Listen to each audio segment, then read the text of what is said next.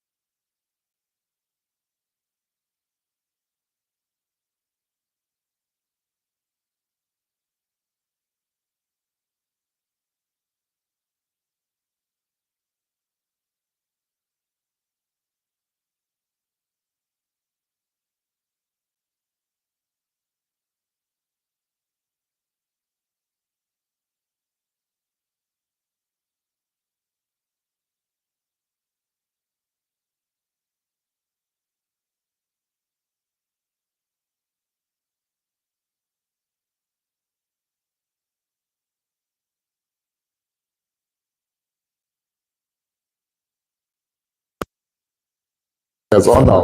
Right. And with him, of course, is the most notorious Hajjaj ibn Yusuf. And by that, as we know, the Islamic world kind of remains settled down by the sword, right? Especially that of Hajjaj.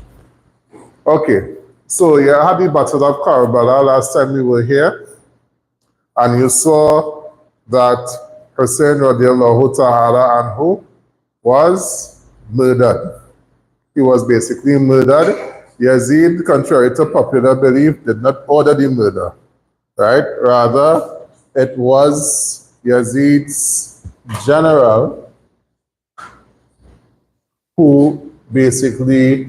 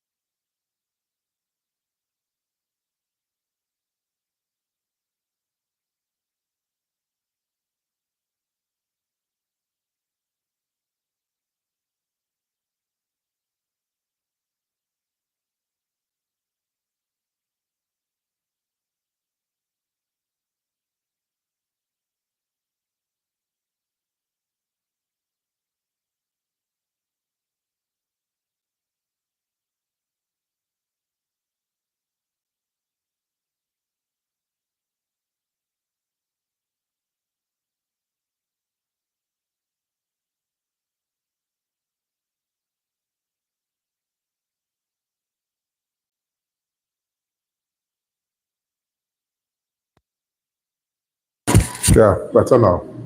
Right?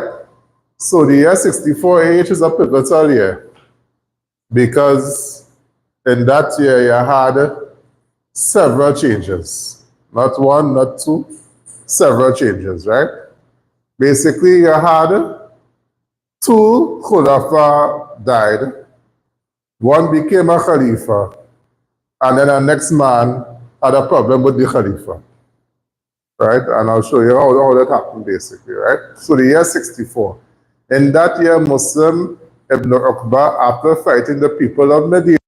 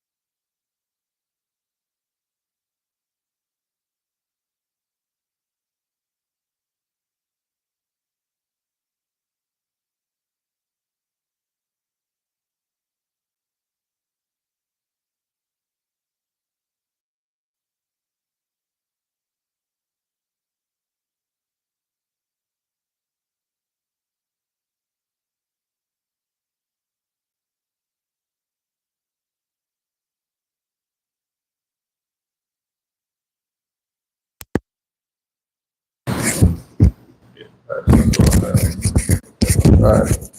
And the catapults ended up burning the sheep, you know the black sheep for that? They ended up burning that part, the sheets of the Kaaba.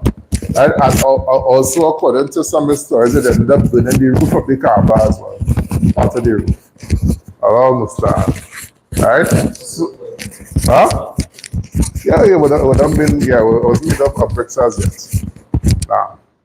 So, yes, and really and truly, you're not supposed to be looking to fight in Makkah, right? Anyway, so the curtains of the Kaaba were burnt as well as the roof.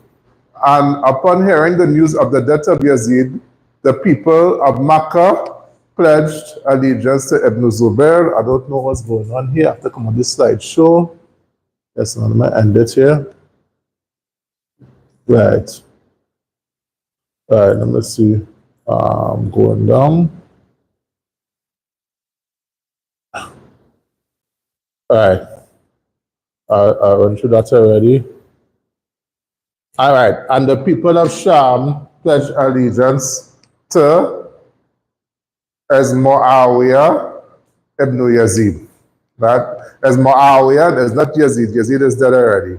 As Muawiyah ibn Yazid ibn Muawiyah. They ended up pledging allegiance to, right? All right. I'm going to put it back on this slideshow now. All right. So the people of Sham pledged allegiance to Muawiyah ibn Yazid ibn Muawiyah. Now, after say Astaghfirullah wa atubu ilayh, seek forgiveness from Allah, I should not call him a waste of time, but his rulership was extremely short. He wasn't really fit to be a ruler, in other words. And I'm talking about literally, he wasn't fit to be a ruler. He was very sickly, right? But from what I read from the chroniclers, he was extremely righteous. So I seek forgiveness from Allah subhanahu wa ta'ala for saying that he was a waste of time. Go ahead. All right. So in that year, so the year 64 is pivotal here, right?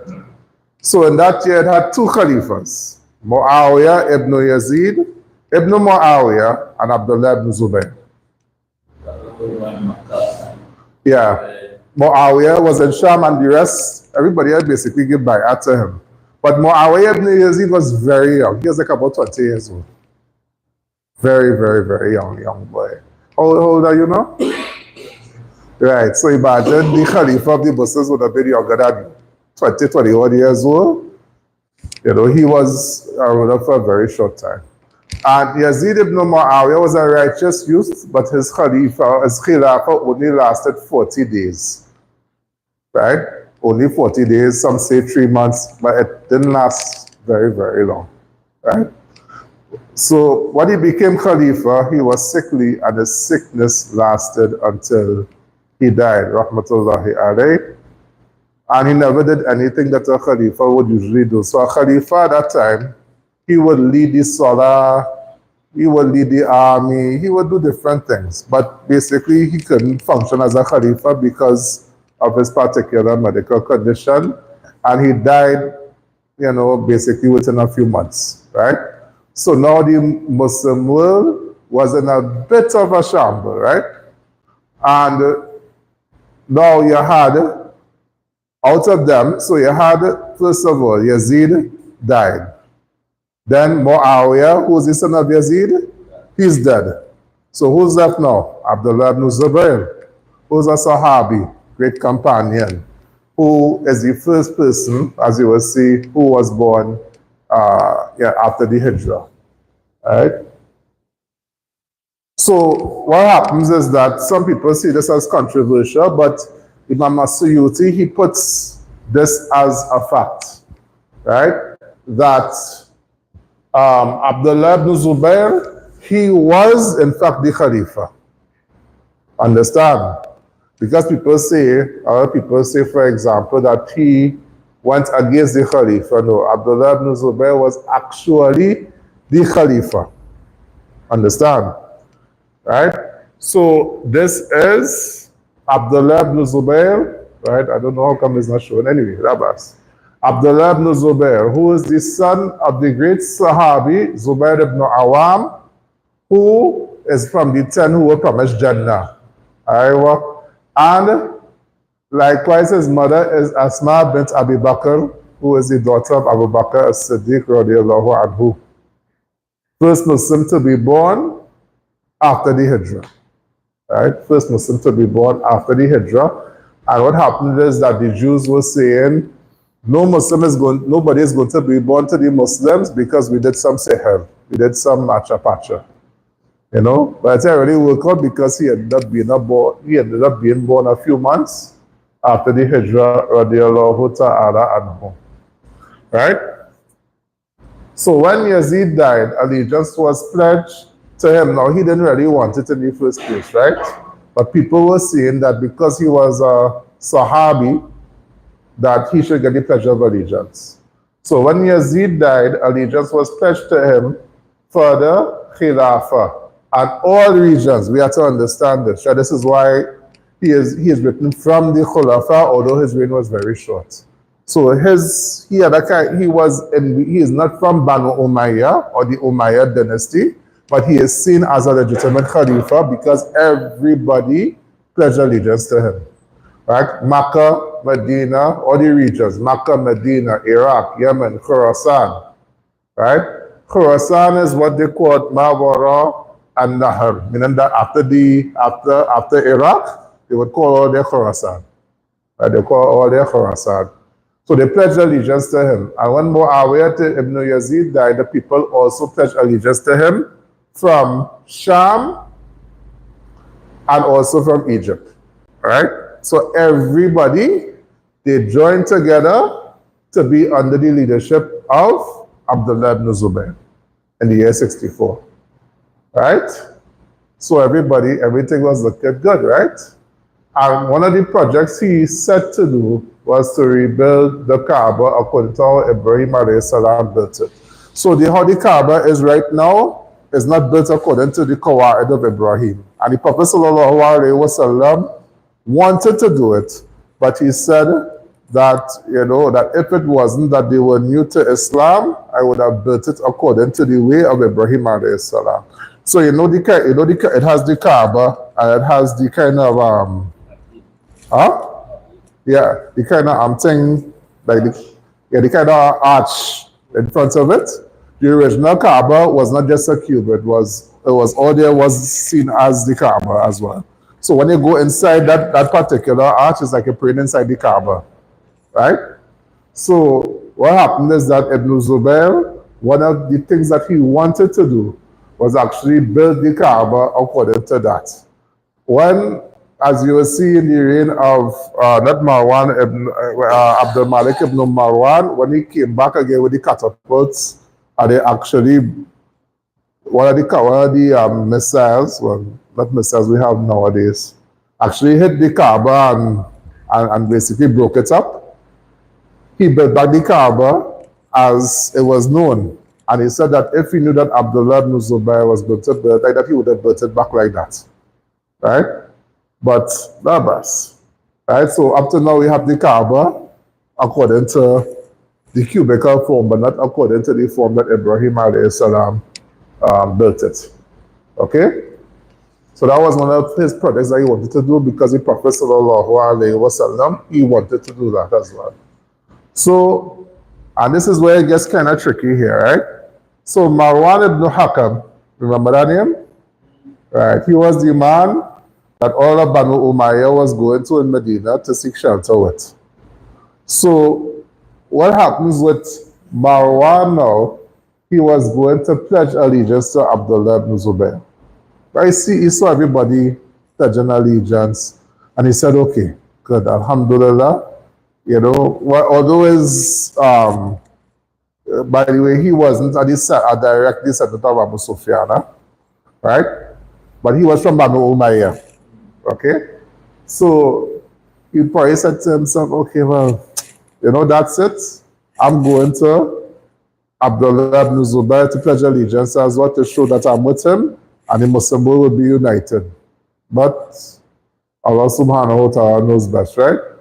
So Marwan ibn Hakam was going to pledge allegiance to Abdullah ibn Zubayr. However, Ubaidullah ibn Ziyad and Hussein ibn Nimr, remember that Hussein ibn Nimr?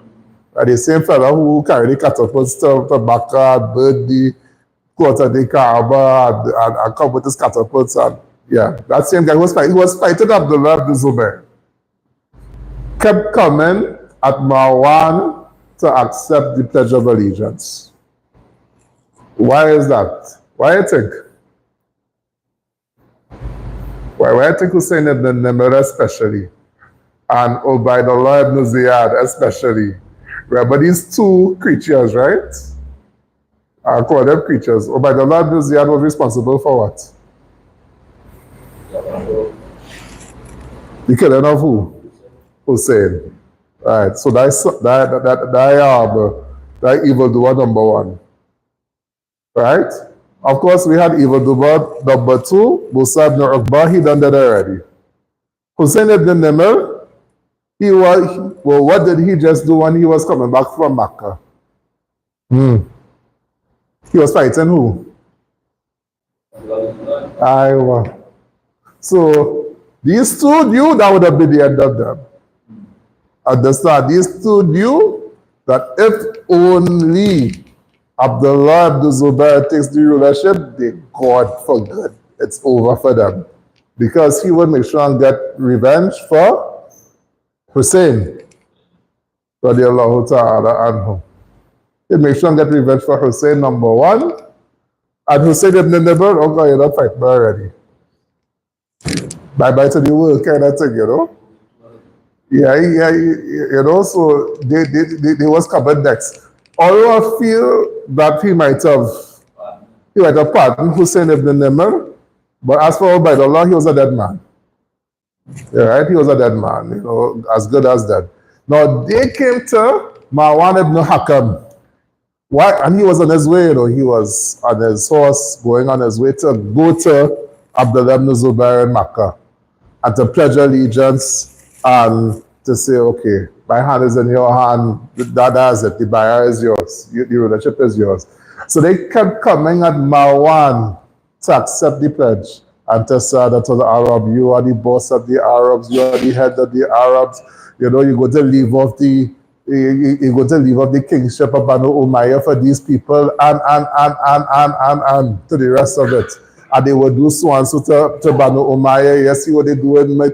They kept on and on and on and on and on and on until they persuaded Marwan ibn Hakam to take the bay'ah. So you know what happened the next day, right? More fitna, right? So Marwan, he accepted the Pledge of Allegiance eventually. And then he started to go against Abdullah ibn Zubair, right? So this was the preliminary for the Third Civil War. Because Marwan eventually died in the year 65, right? And then you had this guy coming, Abdul Malik ibn Marwan. And sort of Abdul Malik ibn Marwan, whose name was Hajjaj ibn Yusuf at-Thaqafi, who made sure to settle the matter with his sword. All right, so are there any questions on this? Inshallah ta'ala. We'll do these two next week, inshallah ta'ala. Now, so we understand the situation here, right? Clear as day and night? So, again, the Khilafah of Yazid was marked with civil war. So first we have Karbala, where the people of Iraq deceived Hussein radiallahu ta'ala anhu and got him killed, right? And Ubaidullah ibn Ziyad, that scamp, yeah, they call him a scamp, he's a scamp, right? Ubaidullah ibn Ziyad, he is the one to make sure that he was killed and his head was on a, was on a platter basically. The second one was with Abdullah ibn Zubair, where eventually Yazid died. And then Muawiyah ibn Yazid, Muawiyah, the son of Yazid, took the rulership. He died. And then afterwards, the people gave the leadership to Abdullah ibn Zubair. So Abdullah ibn Zubair was truly a Khalifa of the Muslims.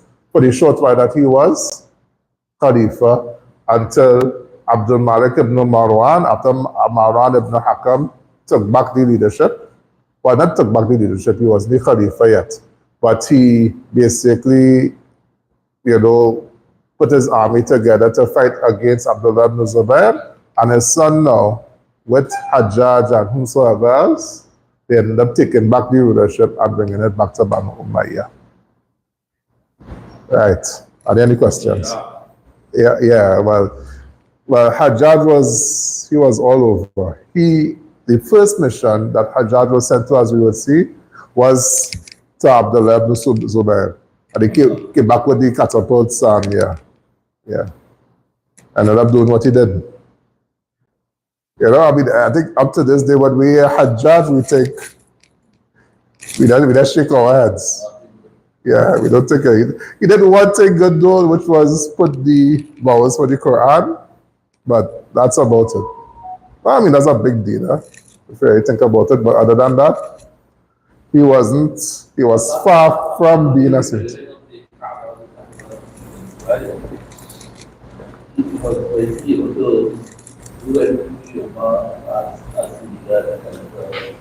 The thing is, his leadership was so short, and another thing too, because Marwan ibn Hakam, he didn't end up making bay'ah to him, and some people, the people who were surrounding him, they built up an army around him.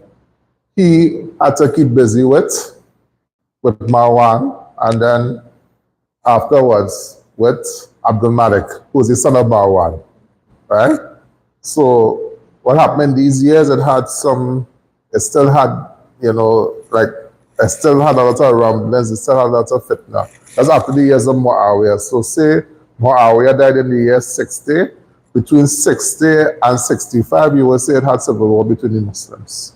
But Asaf. Yeah. Now what the Prophet sallallahu alaihi wasallam urged his companions to stay away from any type of fighting during the fitna or during the fitan. Because it just got more and more complicated as it went along. Most of the companions would have been done by that time, yeah. I mean, some of them were still alive, like Anas ibn Malik and other than them, but most of them would have died during the reign of Muawiyah radiallahu ta'ala anhu. Like Abu Hurairah, I believe Aisha radiallahu ta'ala anha, she died as well during the time of Muawiyah. Right?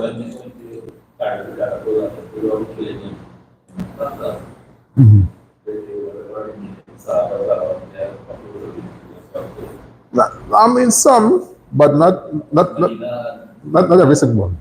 Huh? Oh, then in Harvard, yeah, some got killed, yeah. Some got killed, unfortunately. Allah Mustan. And that is, that's the result of fitna. And, what Hassan tried to do in terms of letting go the Khilafah, still you had rumblings. And then, even in the case of Abdullah ibn Zubayr, when it says that, he took the Khilafah, you had two people, Ibn Azraq and you had Ibn Ibadi, right? Both of them, they hated Uthman radiallahu ta'ala anhu. And well, they were Khawarij, and you will see them appear again. So the Khawarij, as I said, it appear once in a while in the Islamic history. They appear during the time of Ali, they appear during the time of Muawiyah radiallahu ta'ala anhu. They go to make a next appearance yet again to cause whatever fitna that they usually cause in between the Islamic empires. And what happened is that when it is that Abdullah ibn Zubayr said that, Uthman radiallahu ta'ala anhu, he was a person of adl, of justice, he was righteous, etc., etc. They got vexed with him and they went away from him. And they ended up, Ibn Azraq ended up forming a sect of the Khawarij, which is one of the more violent groups of the Khawarij. ISIS has some of the actions and some of the ways of that particular sect. They used to just be killing out people and opening people's stomachs and kind of craziness like that, burning people alive. That was like a normal thing for them. And then the Ibadiyya, right? They now settle in Oman. Right? The Grand Mufti of Oman is a Ibadi, and the Ibadi is a sect of the Khawarij. Right? And up to now, they still exist in Oman. Oman? Yeah, in Oman. Yeah. But I mean, he doesn't rebel against the government, so I guess I don't know. I don't know how that works out when you believe that part of the Aqidah is to rebel against the government and yet you're not rebelling. I don't know. I don't know how that works out, but mashallah. Right, but so these two groups, well, more the Ibadiyya, they still exist. But the group that is named after Ibn Azraq, from once in a while you would see some of the actions that they used to do appear with some of the groups of the Khawarij afterwards. But the action of Muslim was not verified as in Yeah, I mean, what happened? Remember Yazid? I mean, Yazid was basically almost dead, if you look at it. Because remember, Muslim ibn Uqba died, and as soon as he died, Yazid gone. So he might not be had time to say anything about, he might have been probably on his deathbed. And remember that time, you had to get as a kind of a pony express, if you know what I mean. His horses had to go from one man to the next to get proper news as to what is going on now. So, more than likely, he wouldn't even have heard exactly what Muslim did. However, as I mentioned, Yazid wasn't a saint in any sense of the word, but at the same time, he wasn't as evil as people make him out to be. He was not as evil as people make him out to be. Right? Yeah, so about a fitna between the Muslims. But one thing to note, as I mentioned in the history of the Madhahib, and I would mention going on in the Islamic history, because I've mentioned in terms of fiqh, tafsir, hadith, I mentioned some of the things regarding that the knowledge of Islam remained preserved despite all the craziness that was happening around them at times, not all the time, right? So it's not all the time within the Muslim world that you had fitan and conflicts and whatnot like that, right? But even the times it had that, you still had ulama or scholars spreading knowledge and preserving the knowledge. And that is why we still up to this day, we still have the knowledge up to this day. Okay? But you could say from the time of Uthman, the last period of Uthman, Ali, radiallahu anhu, you had conflicts for like about 5 years within the time of the Khulafa Rashidin, and as I said, the conflict was caused by outsiders, especially after the killing of Uthman, radiallahu anhu. And then with Muawiyah, you didn't have any. After Hassan, left or relinquished the Khilafah. But then after Muawiyah, you had some conflicts. So the moments of peace within the history of the Khulafa are much longer than the moments of war, right? Are much longer than the moments of war. So the wars might be like about 2, 3, 5 years, but the moments of peace might be for 30, 40, 50 years like that. Unlike America, which has fought basically from 1776, America would be like how much? 224 plus 24 or plus 25, 249 years America is about 220 years plus of what America has fought. So America hasn't been peaceful in any sense of the word at all. Right?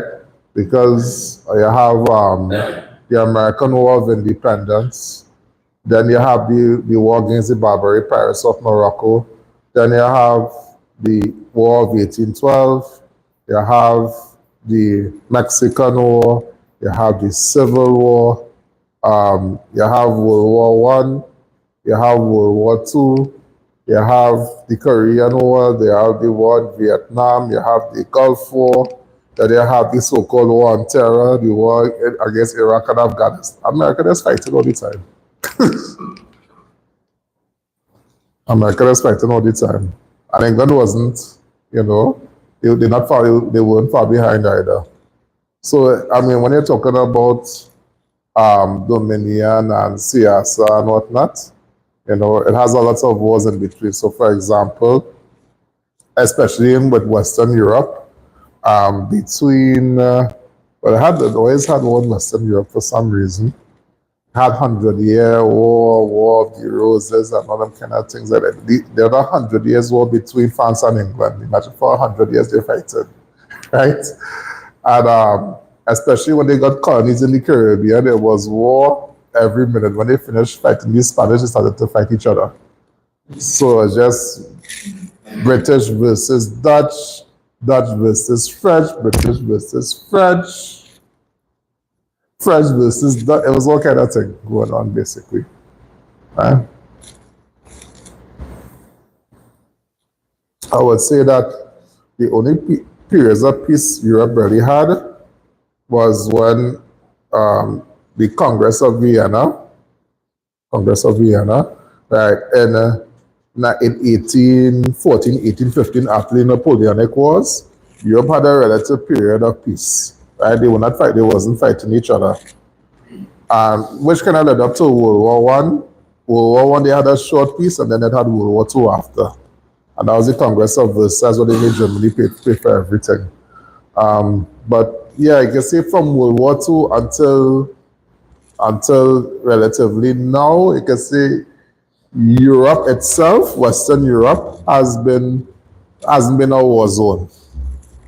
You know, but right now kind of turning into one with the Russia-Ukraine thing. So yeah, you know, things that tend to things tend to bite you back after a while now.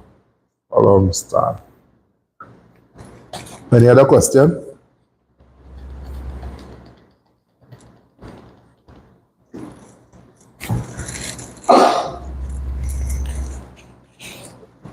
What's the first time we have?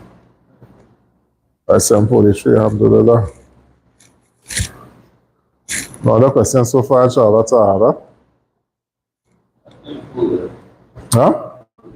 Yeah, but like these walls, what was the source of I would say that the results of it, I mean, of course, at the end of the day, the most, with the introduction of Abdul Malik ibn Marwan and Hajjaj, things just became stable. Well, because Hajjaj was doing things that Hajjaj does, right? So it ended up being stable. But what really happened in some cases, as I mentioned during the time of Uthman, number one, you had people who were just deliberately looking for fitna between the Muslims. They were just deliberately looking to cause bacchanal to separate the Muslims, to break them up. Right? So that was one factor. The number two factor was that some of them, they made like an incorrect deduction regarding the particular issue. As did Muawiyah in the issue of Ali radiallahu ta'ala and who had finding the murderers of Uthman.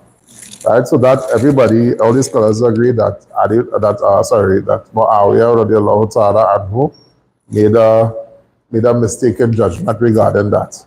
But as we saw, when it is that the Battle of Siffin took place and whatnot, they didn't say that they were upon misguidance or upon stupidness and whatnot like that. But they saw that it was just a disagreement in terms of how to handle a particular issue, right? And in some cases, as we see later on, is an issue of basically holding on to dominion, you know? It's a case of holding on to dominion.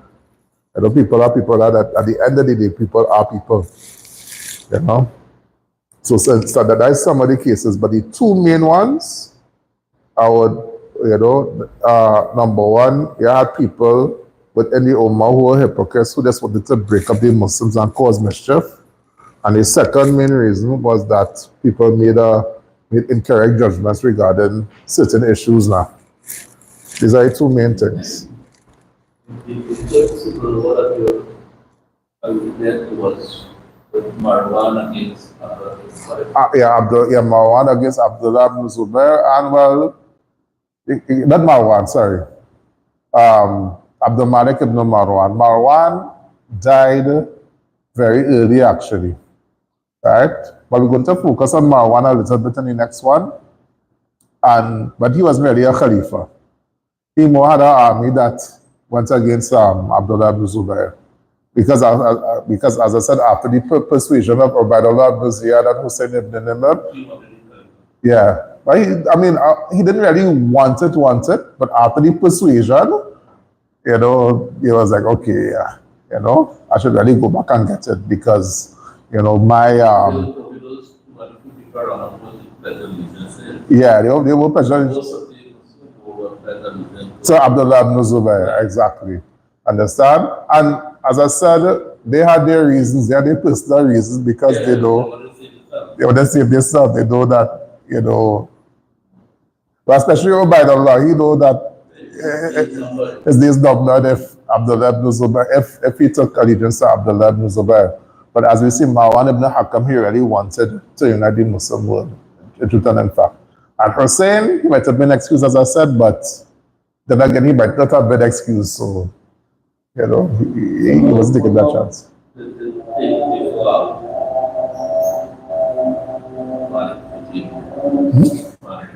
Abdul Malik?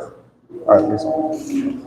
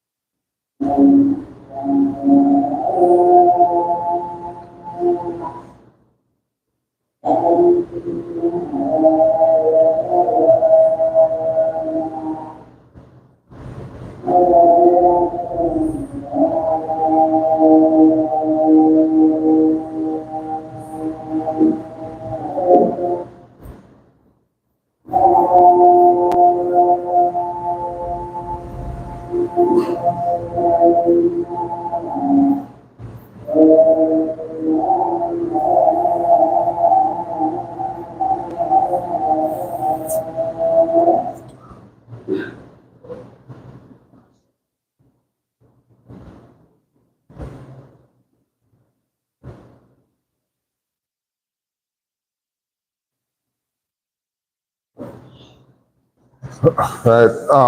Basically, in the case of Abdul Malik ibn Marwan, he became the Khalifa around the year 65. So Abdullah ibn Zubayr's Khilafah didn't last probably like less than a year. Yeah. Just like a year and a probably a little bit more.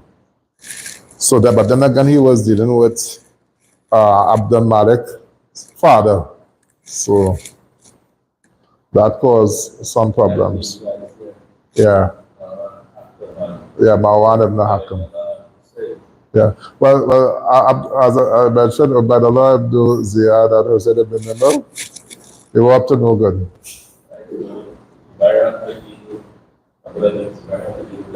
How to deal with them because they basically broke away. They were the only people who break away, basically. Understand? Him and the rest of them who already had ulterior motives. And also, as I mentioned, Ibn Azraq and Ibadi, al-Ibadi, right, who formed the Ibadiyya. And, I would say after the killing of Uthman. But all of this is... Yeah. It would increase and then it would come down for a while. And then afterwards it will increase and then come down for a while. That's just how it is. But at the end of the day, in terms of like what we have from the book and what we have from the Sunnah is preserved, so we could always go back to that in terms of looking at these issues. But historically, these things happen, Yeah. This time,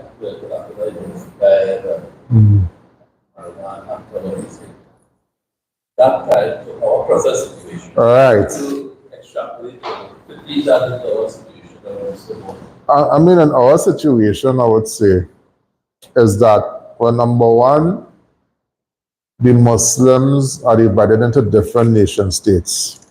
So it had different empires, especially when the Abbasids come in power. You will see that everybody had their little empire somewhere. The Fatimiyya, then you had the Umayyad Empire in Spain, because Abdul Rahman say, I God, or they call it Alba family, I'm God from here.